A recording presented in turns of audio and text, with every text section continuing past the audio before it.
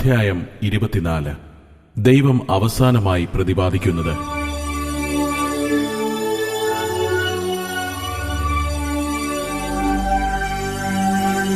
യേശു പറഞ്ഞു, ലോകത്തിൽ നിന്ദിതരും അനീതിയുടെ അനിശ്ചിതമായ ധനത്തിൽ ആശ്രയിക്കുന്നവരുമായുള്ളോരെ, നിങ്ങൾ എന്റെ വാക്ക് ശ്രദ്ധിപ്പീൻ.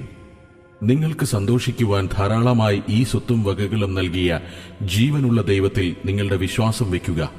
ആത്മാവിനെ അനുസരിച്ച് നടക്കുക. എന്നാൽ നിങ്ങൾ നിങ്ങളുടെ ജഡമോഹങ്ങളിൽ അകപ്പെട്ടു പോകയില്ല. വഞ്ചിക്കപ്പെടരുത്. ദൈവത്തെ പരിഹസിക്കരുത്. മനുഷ്യൻ വിതയ്ക്കുന്നത് തന്നെ കൊയ്യും.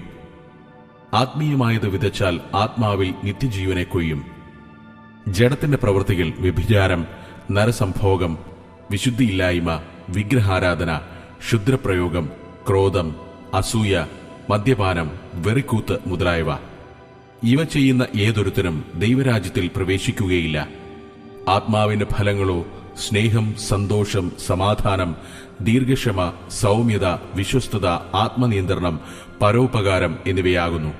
ക്രിസ്തുവേശുവിലുള്ളവർ ജഡത്തെ അതിന്റെ രാഗമോഹങ്ങളോടുകൂടി ക്രൂശിച്ചിരിക്കുന്നു. ദൈവവചനം നിവൃത്തിയാകുമ്പോൾ ലോകാവസാനം വന്നുചേരും. ഒരു മനുഷ്യനും കർത്താവായ യേശുവിന്റെ രണ്ടാം വരവിന്റെ ദിവസമോ നാഴികയോ അറിയുന്നില്ല.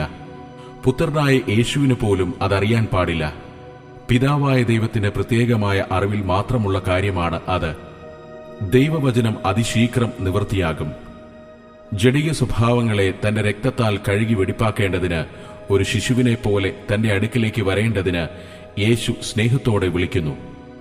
എന്റെ ഹൃദയത്തിലേക്ക് കടന്നുവന്ന് എന്നെ മുഴുവനായിട്ട് വിശുദ്ധീകരിക്കണമേ.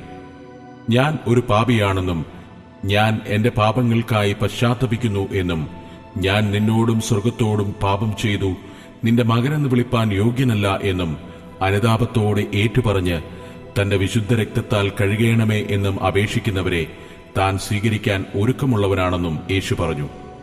വീണ്ടും യേശു പറഞ്ഞു, ഞാൻ നിന്റെ ഇടയനാണ്. നീ എന്റെ ജനവും ഞാൻ നിന്റെ ദൈവവുമാണ്.